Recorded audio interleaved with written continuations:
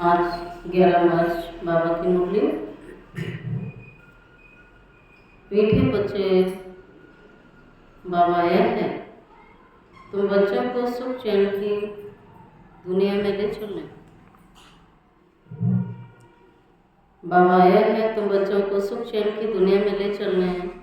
चैन है ही शांति धाम और सुख धाम है। प्रश्न इस युद्ध के मैदान में माया सबसे पहला वार किस बात पर करती है? हम सभी युद्ध के मैदान में हैं। हाँ, बाबा कहता माया सबसे पहला वार किस रूप में करती है? हाँ, निश्चय पर। पक्का आंसर मिला। उत्तर है निश्चय। चलते चलते निश्चय तोड़ देती है। ये किसका वार है? माया का। निश्चय डावाडोल हो जाता है। चलते चलते निश्चय तोड़ देती, इसलिए हार खा लेते।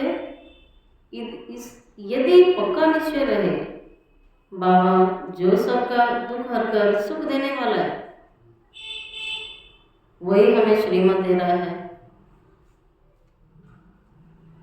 आदि मध्य अंत की नॉलेज सुना रहे हैं, तो कभी माया से हार नहीं हो सकती। ये निश्चय चाहिए। गीत इस पाप की दुनिया से कहीं दूर ले चलो जहाँ सुख चैन हो। तो सुख चैन कहाँ है? बाबा ने बोला है तो शांति धाम और सुख धाम में मिलेगा। ओम शांति किसके लिए कहते हैं? कहाँ ले चलो, कैसे ले चलो, ये दुनिया में कोई भी नहीं जानते। तुम ब्राह्मण कुलभूषण नंबरवार पुरुषार्थानुसार जानते हैं। तुम बच्चे जानते हो इसमें जिसका प्रवेश है, जो हमको अपना और रचना के आदि मध्यंत का ज्ञान सुना रहे हैं, वह सबका दुख हर करके सबको सुखदायी बना रहे हैं। ये कोई नई बात नहीं है। बाप कल्प कर पाते हैं और सबका दुख हर करके तो सबको क्या बनाते हैं? सुखदायी। बाप कल्प आते हैं, सबको श्रीमत दे रहे हैं। बच्चे जानते हैं बाप भी वही है और हम भी वही हैं। बाबा कहता है ये तुम सारी बातें जानते हैं, तुम बच्चों को ये निश्चय होना चाहिए। बाप कहते हैं हम आए हैं बच्चों को सुख धाम शांति धाम में ले जाने के लिए, परंतु माया निश्चय बिठाने नहीं देती। सुख धाम में चलते चलते फिर तुम्हें माया हरा देती है।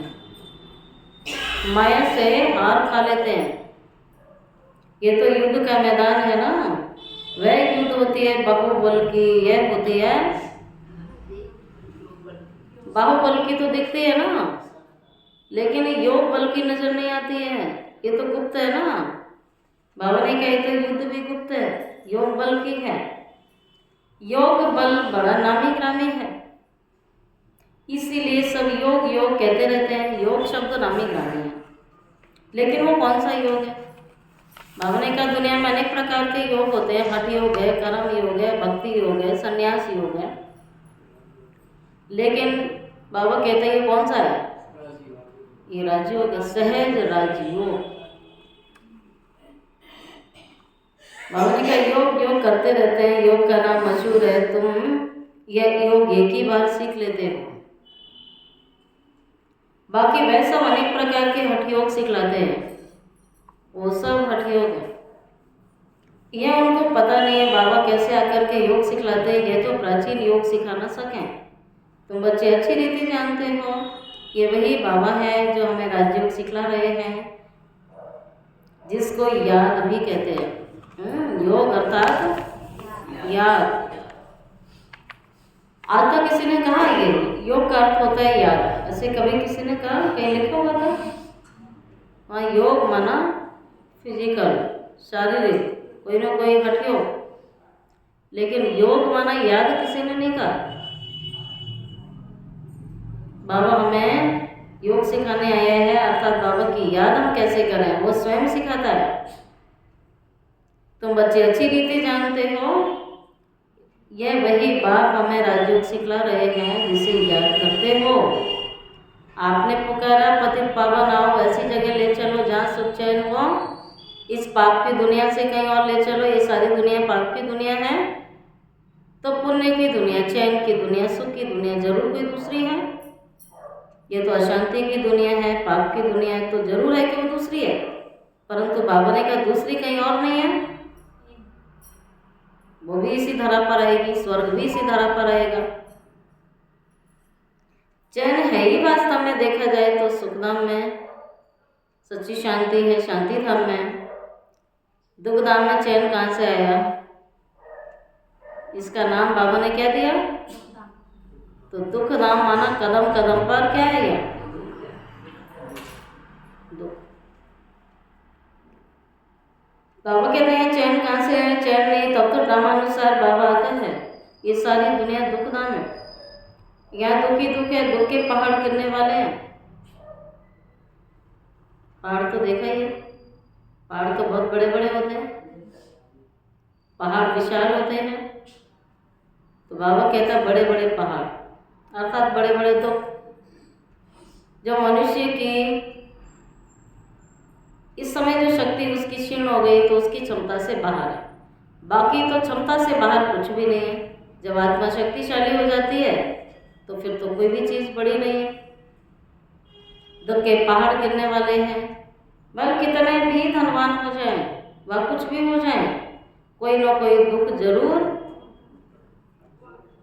धनवान है लेकिन दुख जरूर है। तुम बच्चे जानते हो मीठे बाबा के साथ बैठे हैं और बाबा भी आया हुआ है।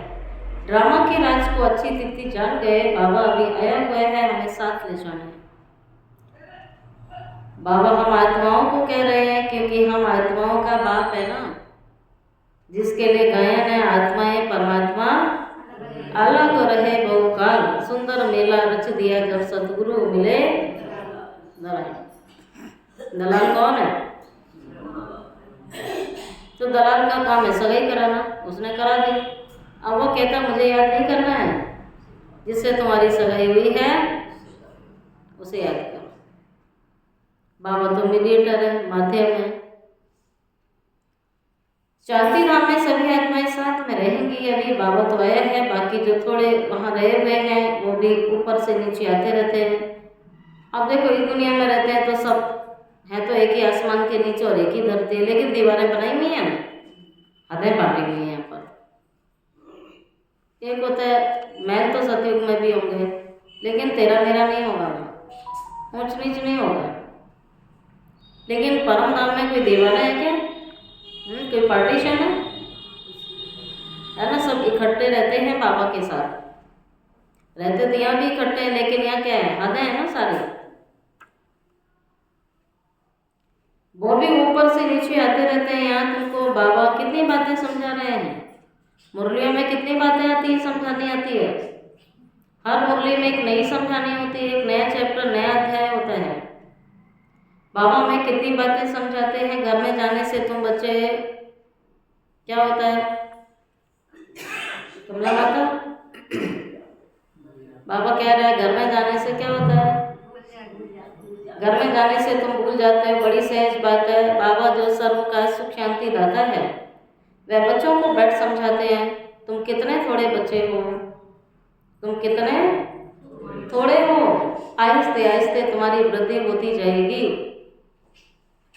तुम्हारा बाप के साथ गुप्त लव है, कहाँ भी रहो तुम्हारी बुद्धि में होगा। बाबा कहाँ बैठता है? आके मधुबन में। बाबा कहाँ आते हैं? इस धरती पर आते हैं तो मधुबन में आते हैं। बाप कहते हैं हमको वहाँ मूल वतन में याद करो, तुम्हारा भी निवास वहीं है। जरूर बाप को याद करेंगे तो मूल वतन में बुद्धि लगाओ। जिसको कहते हैं तो माता पिता, वह बरोबर अब तुम्हारे पास आया है। बाप कहते हैं मैं तुमको ले जाने के लिए आया हूँ। रावण ने तुम्हें क्या बनाया है? क्या बनाया? पतित बनाया, तमो प्रधान बनाया, सतो प्रधान बाबा की याद से बनोगे। पतित चल नहीं सकेंगे, क्योंकि बाबा ने कहा पतित आत्माएं घर नहीं जाएंगी, वो पवित्र धाम है, पवित्र धाम में पवित्र आत्माएं जाएंगी। पवित्र तो बनना ही है, हमारी पढ़ाई का मूल सब्जेक्ट है, इस पढ़ाई की मूल धारणा है, ये फाउंडेशन है, जिसके बिना ज्ञान समझ में नहीं आएगा। बाबा कहते पवित्र तो जरूर बनना है, बिना पवित्र बने ना घर जाएंगे ना सतयुग में जाएंगे। अभी एक भी मनुष्य क्या नहीं है, बाबा कहते हैं एक भी मनुष्य अभी तमो प्रधान नहीं है, अब सतो प्रधान पावन बनना है। बाबा कहते हैं अभी तमो प्रधान से सतो प्रधान पावन बनना है। सतयुग में एक भी तमो प्रधान नहीं है और कलयुग में एक भी पतित तो चल नहीं सकेंगे। यह है तमो प्रधान दुनिया, मनुष्यों की बातें हैं ना। मनुष्यों के लिए सतो प्रधान, सतो रजो तमो कहा जाता है। बाबा ने कहा 3 स्टेज, सतो प्रधान, रजो प्रधान और तमो प्रधान। और तमो प्रधान से सतो प्रधान ये स्थिति बनानी है। बाबा बच्चों को समझाते हैं तो बहुत ईजी है ना। तुम आत्माएं अपने घर, क्योंकि मूल स्वरूप हमारा प्योर है ना, शांत स्वरूप, प्रेम स्वरूप, आनंद स्वरूप, सुख स्वरूप, ज्ञान स्वरूप, ये हमारा मूल स्वरूप है। और आत्मा जो अपने घर में होती है इसी मूल स्वरूप में होती है। इसलिए बाबा कहता है अपने मूल स्वरूप की स्मृति लो, सत्य स्वरूप। वहाँ तुम सब आत्माएं पावन होती हो, सतो प्रधान होती हो, कोई विकार नहीं होते हैं। आप पवित्र तो वहाँ रह नहीं सकेंगे, उसका नाम ही है, क्योंकि कोई भी आत्मा वहाँ अपवित्र नहीं जाती है। कमाल की बात है ना, इस समय सारे अपवित्र है, वहाँ कोई जाएगा नहीं। तब बाबा कहता है वहाँ जो भी आत्मा गई होगी तो पवित्र बन के जाती है। अब पवित्र बनने के लिए बाबा ने कहा या तो ये सृष्टि है कि आपको ज्ञान मिल गया तो आपने यहाँ अपने आप को बनाया, और जो आत्माएं न ज्ञान लेंगी न बना सकेंगी, अथवा पवित्र बनने की उनमें ताकत नहीं है, शक्ति नहीं है, लेकिन जाएंगी तो घर पवित्र बन के। तो फिर दूसरा क्या है प्रोसीजर, दूसरा क्या है? हाँ, माना हर आत्मा पवित्र होके जाएगी, जिसको नॉलेज मिल गई, समझ मिल गई, वो यहाँ बन रहा है, क्योंकि उसको सजा खाने की इच्छा नहीं है। लेकिन जिन्होंने सोच लिया जो मिलेगी तब देखा जाएगा, तो इसलिए वो आत्माओं के लिए दूसरा प्रबंध रखा हुआ है कि भाई आपके लिए कोर्ट लगेगी, भगवान की दरबार लगेगी, धर्मराज की दरबार लगेगी, जिसमें भगवान धर्मराज बन के होगा। तो आपको अपना हिसाब देना पड़ेगा, क्योंकि आप जैसे आए थे वैसे ही जाना है, जिस रूप में आए थे उसी स्वरूप से जाना है। अब पवित्र कोई रह नहीं सकेगा, उसका नाम ही है मुक्ति धाम। अभी बाप तुमको पावन बनाए भेज देते हैं, फिर तुम पाठ बजाने के लिए सुख धाम में आते हो। सतो रजो तमो में तुम बच्चे आते हो, पुकारते हैं बाबा हमको वहाँ ले चलो जहाँ क्या है सुख चैन। साधु संत आदि किसको भी ये पता नहीं है कि चैन कहाँ मिल सकता है। अभी तुम बच्चे जानते हो सुख शांति का चैन हमको कहाँ मिलेगा।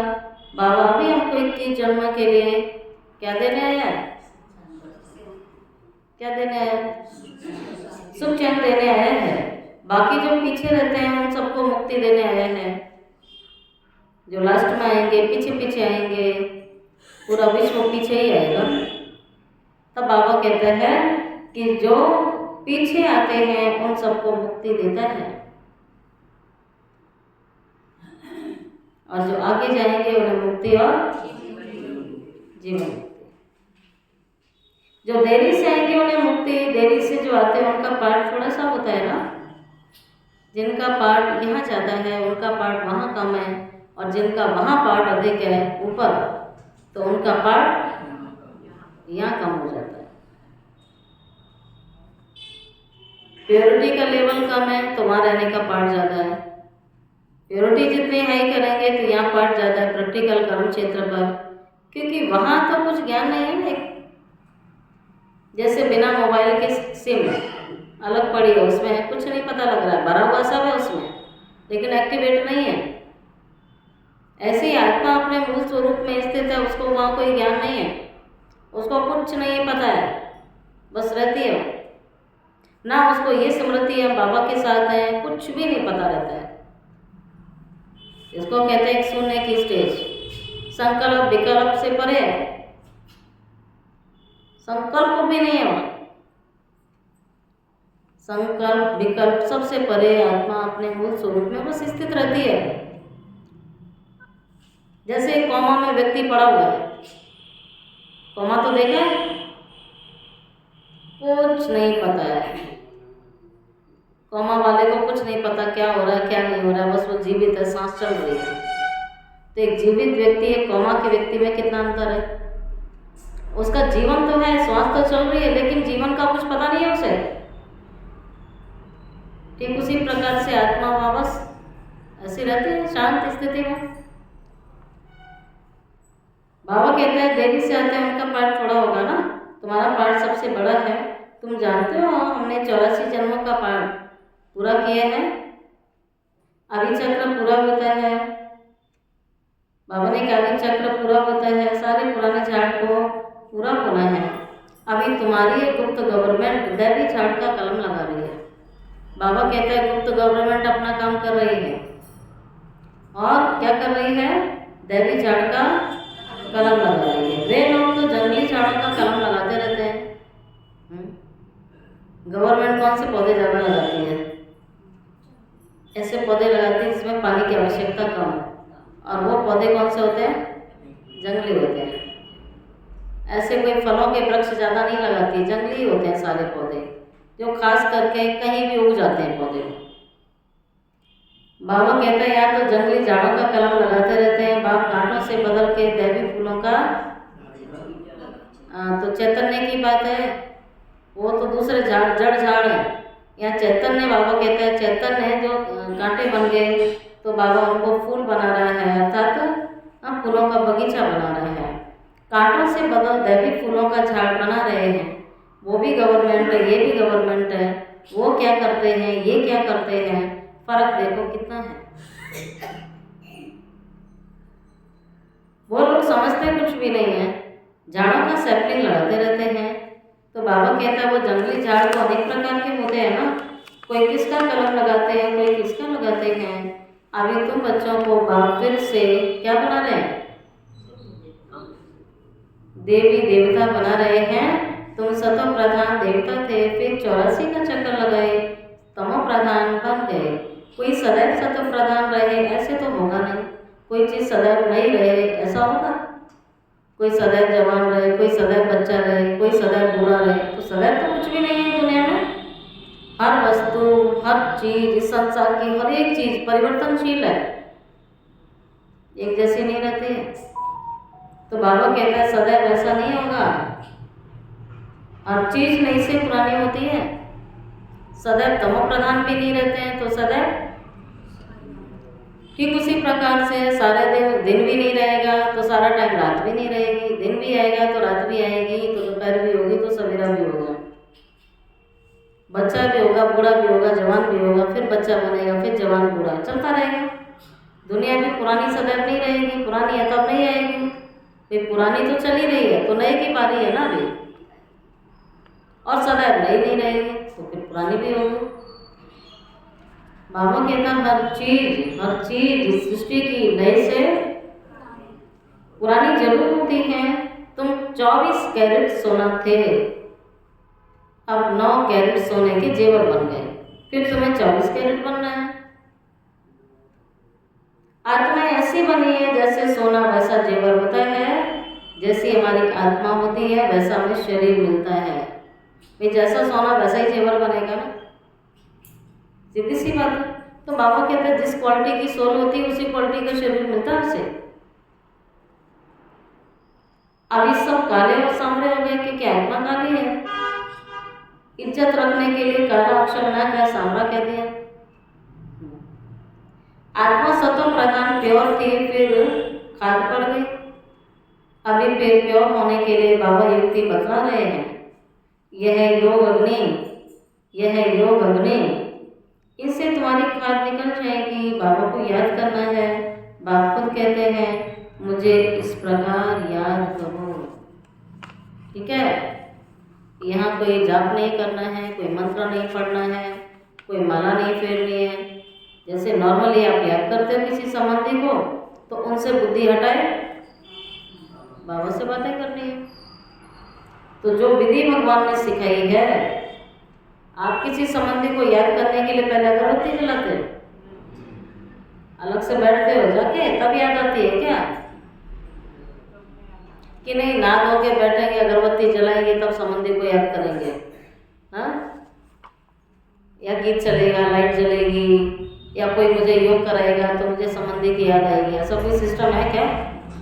तो भगवान यही तो कह रहा है, जब वहाँ तुम खाते पीते उठते बैठते नींद में भी तुम्हें नजर आते हैं, हाँ, तो फिर मेरी याद क्यों नहीं आती? फिर मेरी याद के लिए क्यों इतना मेहनत लगती है तुम्हें? उसका एक ही कारण होता है, मूल कारण, कि संबंधियों बुद्धि अटकी है। तो संबंधियों बुद्धि अटकी होगी, देह में अटकी तो बाबा याद नहीं आएगा, और आत्मा समझेंगे तो संबंधियों से बुद्धि कट, तो बाबा ही याद आएगा, क्योंकि आत्मा का सर्व संबंधी बाबा है, वो तो देह के संबंधी है सब। तभी बाबा कहता है, देह से देह के सर्व संबंध त्याग मामेकम याद करो, ये मूल मंत्र दिया हुआ है। उनकी ऐसे कुछ भी नहीं मिलने वाला है। अगर कोई प्राप्ति हो जाए तो बाबा भी कहता है, चलो कोई बात नहीं, आधा टाइम मुझे याद करो, आधा टाइम मुझे याद करो, कुछ मिलने वाला नहीं है। बाबा ने कहा, देखो बाप खुद कहते हैं तुम्हारी खाद निकल जाएगी, इस प्रकार मुझे याद करो, क्योंकि मैं पतितों को पावन बनाने वाला हूँ। क्या सुना पीछे वालों ने? आँख बंद करिए ना, बताएं। आप लोग आगे हो जाओ, पीछे वाले नजर ही नहीं आते। कमला माता आगे आ जाओ। कमला माता संतोषी को अपने पीछे रखा करो, ढूंढो, वो देखो सोने का मौका मिल जाता है। अच्छा, वो ऐसी माता के पीछे बैठती है ना, नजर ही ना आए सोने के लिए। सुनीता का फौजी इतना अच्छा बना लेती है, कुर्सी पर बैठ जाओ, नहीं बैठा जा रहा, चेयर ले लो, खुल गया क्या? भगवान आंखें खोलने आए हैं, आधा गलत से आंखें बंद थी, अब तो खोलो। बाबा कहता है, बाबा को याद करो, बाप खुद कहते हैं इस प्रकार याद करो, क्योंकि अनेक बार हमने पति से पावन बनाया, यह भी पहले तुम नहीं जानते थे, अभी तुम समझते हो। आज हम पतित हैं, कल फिर हम पावन बनेंगे। उन्होंने तो कल्प की आयु लाखों वर्ष लिख मनुष्यों को घोर अंधकार में डाल दिया। बाबा अगर अच्छी रीति सब बातें जानते हैं, तुम बच्चे जानते हैं हमको कौन पढ़ाता है? ज्ञान का सागर पतित पावन बाबा सबकी सदगति करने आए हैं। मनुष्य भक्ति मार्ग में कितनी महिमा गाते हैं, परंतु उसका अर्थ तो बिल्कुल भी नहीं जानते। महिमा गाते रहेंगे, अर्थ तो बिल्कुल भी नहीं जानते। स्तुति करते हैं तो सभी को मिलाकर करते हैं। गणेश भाई क्या सुना? गणेश भाई नजर नहीं आ रहे यहाँ से, सीट खाली है आपकी, ये रही सीट। जो सबसे लास्ट आएगा ना वो आगे बैठेगा आपके। क्या सुना? आप तो कुछ भी नहीं समझते, स्तुति करते हैं तो सभी को मिलाकर करते हैं ना। जैसे गुड़ गुड़गानी कर दी, सब मिला दिया, जिसने जो सिखाया वो कंठ कर लिया। बाप कहते हैं जो को सीखे वो भक्ति का। हाँ, अब तुम्हें करनी भी नहीं आनी चाहिए। हाँ, बाबा कहते सब भूल जाओ, सब बातें। अब ये बात सुनने में कितनी अटपटी लगेगी जो भक्ति करते हैं, लेकिन भगवान कहता है ऐसी भक्ति का फायदा क्या? निकले तो वही काम करने हैं तुमने उठ के। दुनिया भर की अगरबत्तियाँ जला ली, दुनिया भर का घी जला लिया, दीपक जला लिए, धूप जला ली, सब कुछ कर लिया, लेकिन अंदर तो दिमाग की बत्ती नहीं जली ना अब तक। हाँ, वो तो बुझी की बुझी रही। तो भगवान तो सीधी और मुद्दे की बात करता है, वो दिखावे की बात नहीं करता है, चिकनी चुपड़ी बातें नहीं करता है। जो आज के मनुष्यों ने बड़ा सुंदर रूप बना रखा है, अंदर गंदगी भरी पड़ी है और बाहर नहा धो के रोटी चढ़ा के आ गए, भगवान जी सोचते हैं खुश हो गए।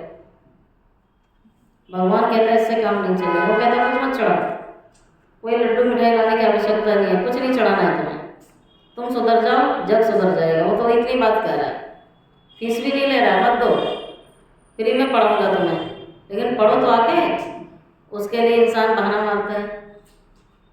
पढ़ाई के लिए कितनी तिकड़म चलती है, माया उसको आने नहीं देगी सेंटर तक। सोचो, ड्यूटी जाएंगे, सब काम करेंगे, हर जगह जाएंगे, तबीयत खराब में भी जाएंगे, लेकिन जब मुरली की बात आएगी तो सारे काम छोड़ के मुरली का टाइम कट कर देंगे, आज मुरली में नहीं जाएंगे।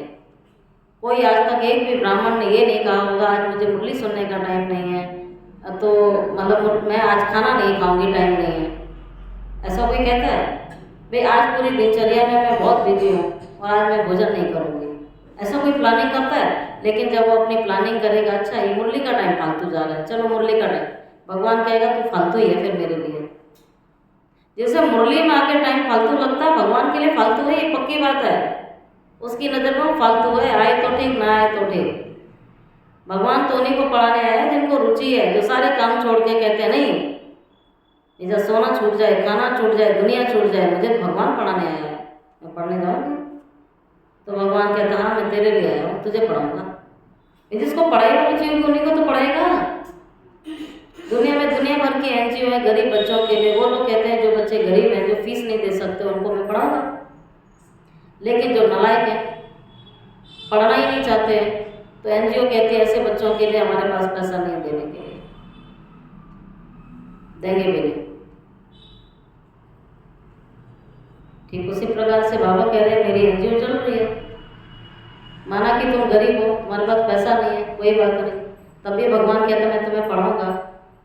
पढ़ा रहा है, आपको बैठने के लिए गद्दा मिला हुआ है, कुर्सी मिली हुई है, बढ़िया सा हॉल मिला हुआ है, सारी सुविधाएं मिली हुई हैं, गर्मी में तुम्हें पंखा मिलेगा, कूलर भी मिल जाएगा। हाँ, गरीब हो कोई बात नहीं, फीस मत दो। हाँ, मिलेगा? ऐसी कोई दुनिया में भी एनजीओ वाली इतनी सुविधा देंगे? आप बताओ। देखा होगा वृद्धा आश्रम सरकारी चल रहे, कोई सुविधा नहीं होती है, और यहाँ देखो भगवान फ्री में पढ़ा रहा है, सब सुविधाएं दे रहा है, और ऊपर से भोग देता है। घर में एक बार को एक हफ्ते में मीठा कुछ नहीं बनता होगा, या भगवान के घर में मीठा खाने को मिल जाता है। सोचो, घर में तो कई बार लोग नहीं बनाते ना हर हफ्ते मीठा, लेकिन भगवान हमें खिलाता है, ब्रह्मा भोजन खिलाता है। बाबा कहता गिनो, सोचा करो, ये दिमाग से निकाल दो, दर्द है तो आज जाएंगे नहीं, दर्द है तो खाना छोड़ो, पीना छोड़ो। मुरली क्यों छोड़ी गणेश भाई? छोड़ रही मुरली? अगली बार जब मुरली छोड़ोगे ना, ये सारे भाई आपको लेने जाएंगे, आप नवीन भाई और दिनेश भाई दोनों जाएंगे। छोड़ना नहीं ना, और जो दूसरा मिस करेगा तो दो फिर चले जाओ उसके घर, पकड़ पकड़ के लाओ, ताकि भगवान को ये तो नहीं कहोगे कि भाई हम तो अनजान थे, बाकी तो पता थे, ये लेने क्यों नहीं आए। हाँ, तो इसलिए परिवार से जाने तो देंगे नहीं किसी को। ढीला पड़ गया, जाओ उसे फिर सही करके आओ। बाबा कहते लंगड़ा के मत चलो, स्पीड से चलो। चलो अभी नहीं, दौड़ने का टाइम है, चलने का टाइम नहीं है, दौड़ने का टाइम नहीं है अभी। अब तो बाबा कहता है उड़ो। एक होता है बच्चे की स्पीड देखी होगी ना, धीरे धीरे चलना, फिर दौड़ना, उड़ना। आपने देखा होगा एरोप्लेन भी पहले धीरे धीरे, फिर एकदम स्पीड रहता, फिर एकदम उड़ान भरता है। ऐसे नहीं रहेगा तो उड़ान भर लेगा, ऐसे कैसे कर लेगा? उसकी जो स्पीड है बहुत फास्ट करेगा, और जैसे ही फास्ट करेगा तो उड़ता है, और उड़ता है ऐसे नहीं एकदम से सीधा ही ऊपर पहुंच जाएगा, ऐसे जाएगी फ्लाइट, ठीक है, फिर एकदम जाके ऊपर पहुंच जाता है। ऐसे ही बाबा कहते हैं उड़ने का टाइम है, ये रेंगने का टाइम थोड़ी है। समय चला गया, तीव्र गति में चला गया, अभी रोज आत्माएं शरीर छोड़ रही हैं। अब समय देखो ना, पहले जैसा समय नहीं है। तो इसलिए बाबा कह रहा है ये अपनी क्लास खुद कराओ अपने आप को, नहीं तो ये चलते रहेंगे कारण। बाबा फिर सुनता नहीं है। उसने तो कहा था तुम आओ मुरली सुनो, पहले सब समझानी उसी में मिल जाएगी। हर सवाल का जवाब कहाँ होगा? कहाँ मिलता है पता? मिलता है चाहिए। आपकी जो भी बात है बाबा उनके लिए आंसर देगा ना। हमारा टीचर वंडरफुल है। ऐसे तो कहेगा मैं अंतर्यामी नहीं है, तुम्हें बैठ के नहीं देखता रहूँगा, लेकिन वो सब जानता है अंदर की, तो मुरली चलाता है ना फिर। इसलिए बाबा कहते हैं देखो बाप कहते हैं जो कुछ सीखे वो सब बातें अभी भूल जाओ, भक्ति की बात चल रही है। जीते जी मेरे बनो अभी, ये नहीं है मरेंगे तो उसके पास चले जाएंगे, हैं? नहीं जाओगे, मरोगे जिसकी याद में जाके वहां जन्म ले लोगे तुम। बाबा कहता है जीते जी मरो तुम। गृहस्थ व्यवहार में रहते हैं, युक्ति से चलना है, युक्ति से चलना है, युक्ति से मुक्ति है। याद एक बाप को करना है, उनका हटके हो गया, तुम्हारा राज्य हो गया। घर वालों को भी ऐसी शिक्षा देनी चाहिए, घर वालों को भी ऐसी शिक्षा। लेकिन घर वाले हमें शिक्षा देते हैं तो हम उनका कहना मानते हैं, हमें भगवान रोज पढ़ाता, हम पढ़ा ही नहीं पाते। तो कच्चे हैं ना पढ़ाई में कि वो हमें पढ़ा के चले जाते हैं, हम उन्हें पढ़ा नहीं पाते। तभी तो उनकी बातों में समझ में आ जाती है, हमारी बातों में समझ में नहीं आती है।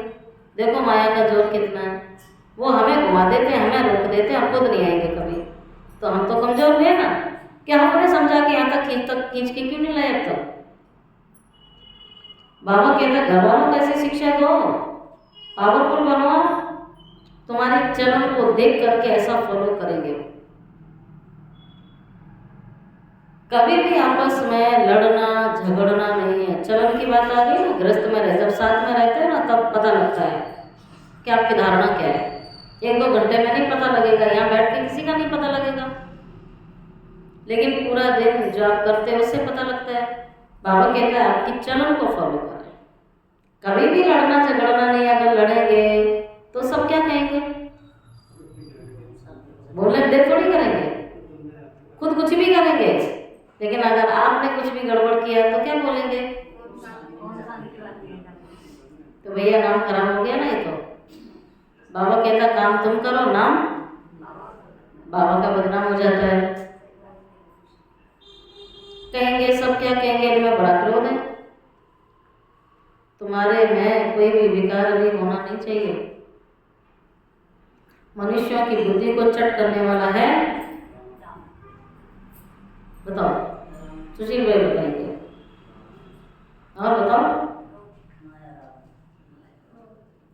मनुष्यों की बुद्धि को चट करने वाला है सिनेमा। जो आज सिनेमा सब हाथ में लेके घूम रहे हैं, सिनेमा पाप की माँ लेके घूम रहे। अब तो सिनेमा कोई थिएटर में थोड़े ना जा रहे हैं, सबके हाथ में चल रहा है। तो सब बिजी है, बहुत बिजी है। सबके पास बड़े बड़े मोबाइल मिल जाएंगे, है ना। लेबर पार्टी के पास देखो, सबके पास देखो, खाने को है या नहीं है। देखो दिनेश भाई पास हो गए, पास हो गए गणेश भाई, ताली बजाओ। तो ये तो बचे हुए, देखो टच वाला मोबाइल नहीं रखा इन्होंने, तो आप पास हो गए। बाबा कहते हैं सिनेमा ये एक जैसा, यह जैसे कि नर्क है। बाबा कहते हैं है नहीं, वहां जाने से बुद्धि चट हो जाती है। पहले तो लोग जाते थे ना, स्पेशली टिकट लगती थी तो गरीब तो नहीं जा पाएंगे, जिनके पास पैसा हो चले जाते थे। और अब तो जाते तो अभी भी होंगे, लेकिन थोड़ा सा पहले से इतना कम हुआ है, पहले से कम हुआ है। हाँ जाते तो अभी भी हैं। बाबा कहता है वहां जाने से बुद्धि चट हो जाती है। दुनिया में कितनी गंदगी लगी हुई है।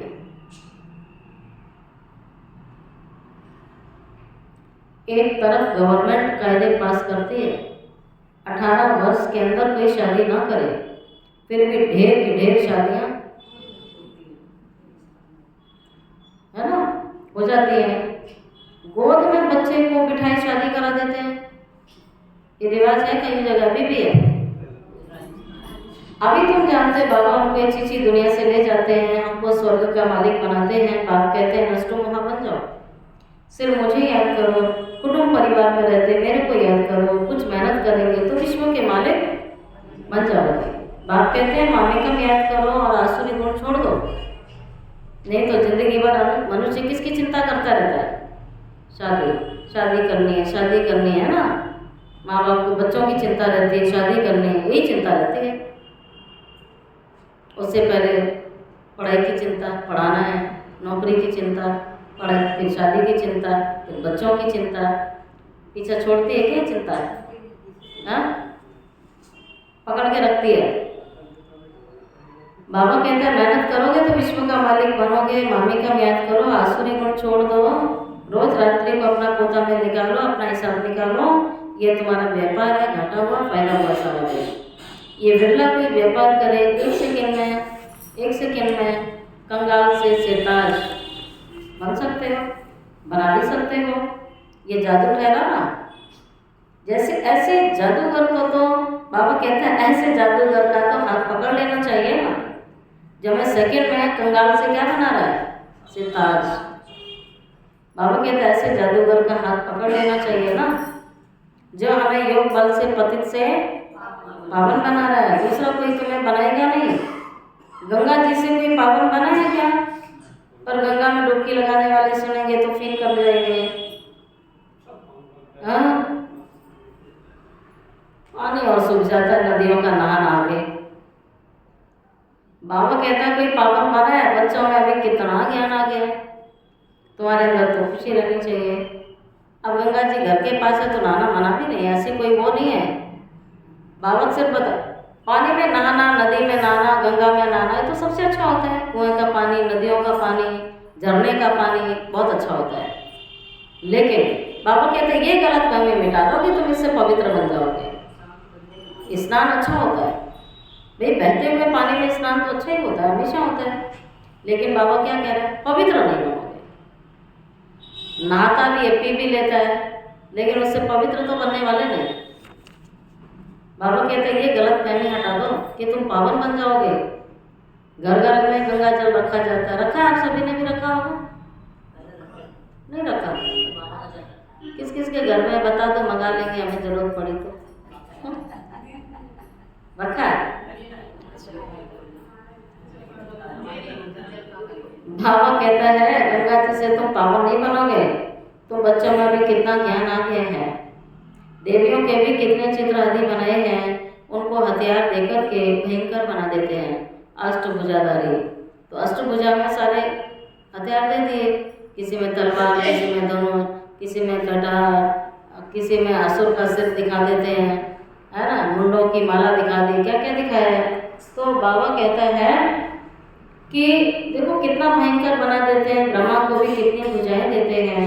अब तुम समझते हो ब्रह्मा की भुजाएं लाखों होगी ना, हजारों नहीं है, लाखों है। लाखों बच्चे तो लाखों भुजाएं हैं। अब एक तुलनात्मक शब्द है, कोई ऐसे तो नहीं कि लाखों भुजाएं कोई लटक रही होंगी, भुजा तो दो ही अच्छी लगती है देखने में। इतने सब ब्रह्मा कुमार कुमारी बाबा की उत्पत्ति है ना, तो प्रजापिता ब्रह्मा की इतनी सारी भुजाएं हैं।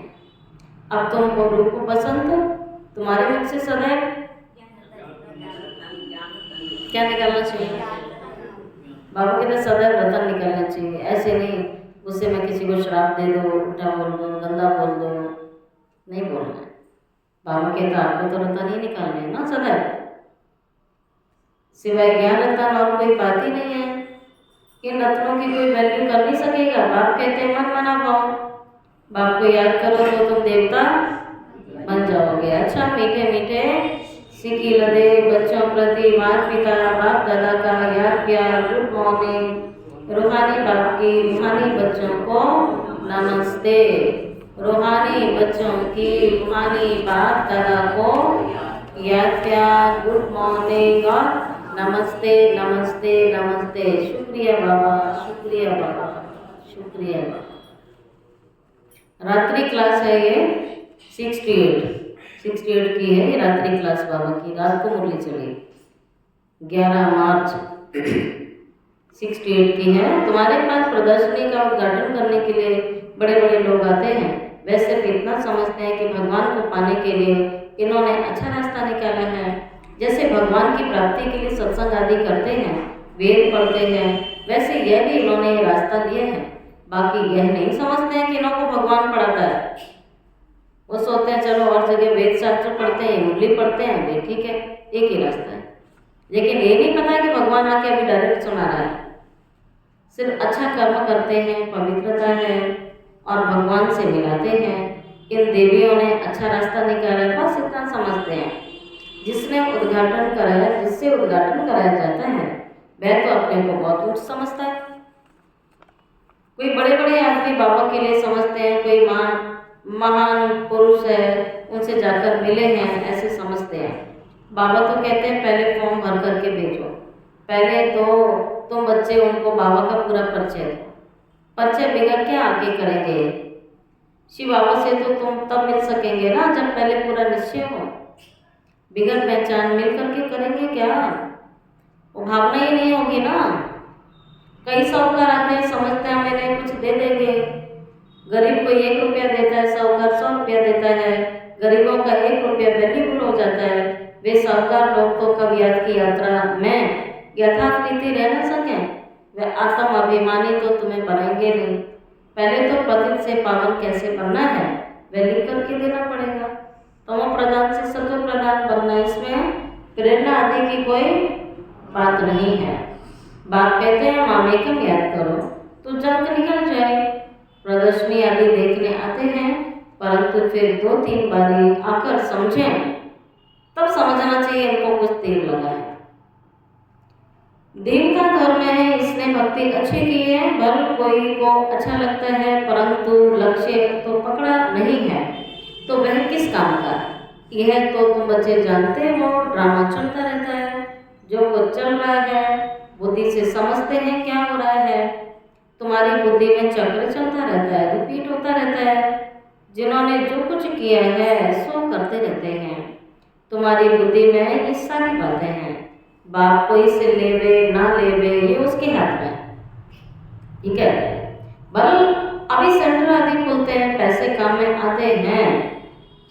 अभी तो सेंटर बनाने के काम आ जाते हैं, लेकिन बाबा कहते जब तुम्हारा प्रभाव निकलेगा, प्रत्यक्षता हो जाएगी, तब ये सेंटर बनने बंद हो जाएंगे। ये पता लग गया ना सबको। तब बाबा कहता है जब वो पता लग जाएगा, प्रत्यक्षता हो जाएगी, तब तुम्हारे पैसे क्या करेंगे लेके। मूल बात है पतित से पावन बनना, वह तो बड़ा मुश्किल है, इसमें लग जाए। हमको तो बाप को याद करना है, हमको तो रोटी खावे और बाबा को याद करें बस। हाँ, तो बाबा कहते हैं समझेंगे पहले हम बाबा से भरोसा तो ले लें। हम आत्मा पहले ते पक्का करना चाहिए, जब कोई निकले तब तीखी दौड़ी लगा सकेंगे, पुरुषार्थ में तेज जाएंगे। वास्तव में तुम बच्चे सारे विश्व को, सारी दुनिया को योग बल से पावन बनाते हो, तो बच्चों को कितना नशा होना चाहिए। मूल बात तो पवित्रता की है, यहाँ पढ़ाया भी जाता है और पवित्र भी बनाया जाता है। भगवान पढ़ाता भी है, पवित्र भी बनाता है। स्वच्छ भी रहना है, स्वच्छ भी रहना है अंदर में, और कोई बात याद नहीं रहनी चाहिए। मन की स्वच्छता बहुत इम्पोर्टेंट है। जिसकी मन की स्वच्छता, उसकी तन की भी स्वच्छता, उसकी संबंधों की स्वच्छता, बात में स्वच्छता है। अंदर में कोई बात आनी नहीं रहनी चाहिए, रहनी भी नहीं चाहिए। बच्चों को समझाया जाता है अशरीरी भव, ये वरदान अशरीरी भव। यहाँ तुम पाठ बजाने आए हो, सभी को अपना अपना पाठ बजाना है। ये नॉलेज बुद्धि में रहनी चाहिए। सीढ़ी पर भी तुम समझा सकते हो। ये रावण का राज्य है पतित और राम राज्य है पावन। फिर पतित से पावन कैसे बने, ऐसी बातों में रमण करना चाहिए कि हम कैसे पावन बने। इसको विचार सागर मंथन कहा जाता है। 84 का चक्र याद आना चाहिए। बाबा ने कहा है मुझे याद करो, ये रूहानी यात्रा है। बाबा की याद से तुम्हारे पाप खत्म होंगे, जिन जिस्मानी यात्राओं से और ही विक्रम बनते हैं। बाबा कहते हैं जिस्मानी यात्राओं से और विक्रम बनते हैं। बोलो ये ताबीज है, इनको समझेंगे तो सभी दुख दूर हो जाएंगे। ताबीज पहनते ही दुख दूर करने के लिए। अच्छा मीठे मीठे सिकिलरे बच्चों प्रति बाप दादा का याद प्यार और गुड नाइट। धारणा के लिए मुख्य सार। फर्स्ट पॉइंट है नष्ट मोहबन, बाबा को याद करना है। नष्ट मोहबन कुटुंब परिवार में रहते विश्व का मालिक बनने के लिए मेहनत करनी है। कुटुंब परिवार में रहते विश्व का मालिक बनने के लिए मेहनत पहली पॉइंट क्या थी? नष्ट हो, अंडरलाइन है नष्ट हो, उसके बिना कुछ भी नहीं कर सकेंगे। सेकंड पॉइंट, अपनी ऐसी चलन रखनी है जो सब देख करके आपको फॉलो करें, कोई भी विकार अंदर ना हो। जैसे कि आज बाबा ने क्रोध का एग्जाम्पल दिया, यह जांच करनी है। और आज का वरदान है डबल सेवा द्वारा अलौकिक शक्ति का साक्षात्कार कराने वाले विश्व सेवादारी बाप। जैसे बाप का स्वरूप विश्व सेवक है, ऐसे आप भी बाप समान क्या बनो? विश्व सेवादारी। शरीर द्वारा स्थूल सेवा करते हुए मनसा से विश्व परिवर्तन की सेवा पर तत्पर रहो। शरीर से स्थूल सेवा चल रही है, लेकिन मनसा उतनी ही स्ट्रांग हो हमारी। एक ही समय पर तन और मन से इकट्ठी सेवा हो। जो मनसा और कर्मणा दोनों साथ साथ सेवा करते हैं, उनसे देखने वालों को अनुभव और साक्षात्कार हो जाता है कि यह कोई अलौकिक शक्ति है। इसलिए इस अभ्यास को निरंतर और नेचुरल बनाओ। मनसा सेवा के लिए विशेष क्या चाहिए? एकाग्रता। एकाग्रता का अभ्यास बढ़ाओ। और आज का स्लोगन है सर्वप्रति गुण ग्राहक बनो, लेकिन फॉलो ब्रह्मा बाप को करो। सबके गुण उठाओ, लेकिन किसी आत्मा से प्रभावित नहीं होना है। चेक किया करो, किसी भी आत्मा से प्रभावित नहीं होना। प्रभावित का लक्षण क्या होता है? उसके साथ रहना अच्छा लगेगा, उससे बात करना अच्छा लगता है, हर वक्त उससे बात करते रहेंगे। अब तो फोन है, नहीं तो समूह उसी आत्मा के साथ एक खास कुछ भी करना पसंद होगा आपको। ये समझ लो कि आपका उससे क्या है, फिर लगाओ। तो बाबा कहता है किसी के गुण उठाओ। गुण अच्छा है, उसके अंदर हो सकता है बहुत ज्यादा गुण हो जो अच्छा लगता है, लेकिन बाबा कहता है गुण ग्राहक बनो। लेकिन फॉलो किसको करना है? ब्रह्मा बाप को फॉलो करो। अव्यक्तिशाला है, सत्यता और सभ्यता रूपी कल्चर को अपनाओ। अब स्वच्छता और निर्भयता के आधार से सत्यता द्वारा प्रत्यक्ष करो। मुख से सत्यता की अथॉरिटी स्वतः ही बाबा की प्रत्यक्षता करेगी। सच बोलने की एक आदत होती है, हर बात में सच ही बोलना है। तो बाबा कहते हैं सत्यता की क्या होती है? अथॉरिटी होती है, जिससे प्रत्यक्षता होगी। अभी परमात्म बॉम अर्थात सत्य ज्ञान के द्वारा धरनी को परिवर्तन करो। इसका सहज साधन है सदा मुख पर संकल्प में निरंतर माला के समान परमात्म स्मृति होनी चाहिए। सबके अंदर एक ही धुन हो, मेरा बाबा।